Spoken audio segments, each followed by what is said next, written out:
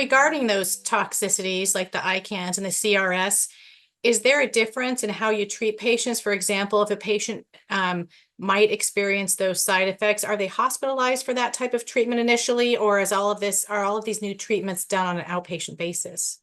Yeah, that's a great question. So in the answer can be variable depending on the specific product, the center where the patient's receiving them, and then even the disease that they're used in.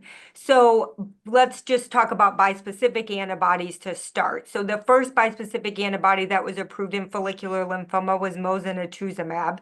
There's no required hospitalization to administer that, but there is, a recommendation that if patients have signs or symptoms of cytokine release, so the primary symptom is fever. That's the number one most common symptom that patients will get and how we define cytokine release.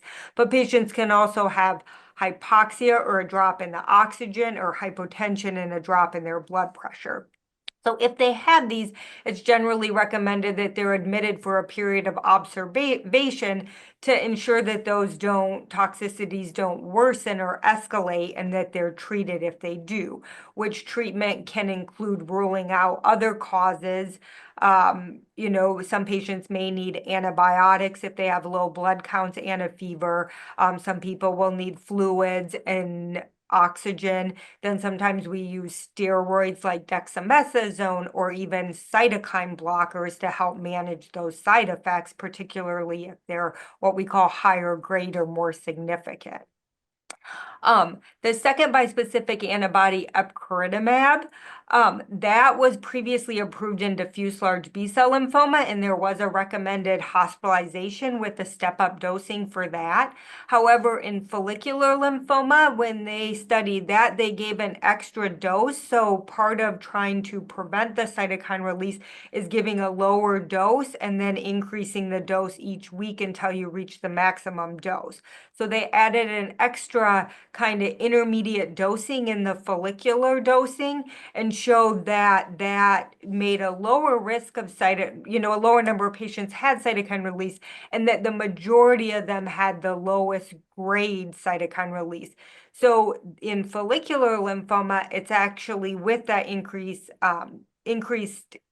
one dose in there to get to the maximum dose, it's actually not recommended, or it's not required that patients are hospitalized for any of the doses. But of course, if they would have side effects, then you would consider that. And then the same thing could be said for the CAR T-cell therapies. Some of them are given inpatient, and then patients are monitored for a period of time, and then some are administered as an outpatient, and patients are seen daily for that, to check on how they're doing, monitor for side effects, have labs.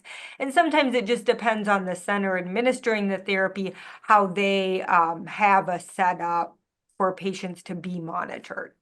Are these newer approved therapies, are they available at some of the smaller cancer centers, or are they only available right now at the larger cancer centers or academic centers?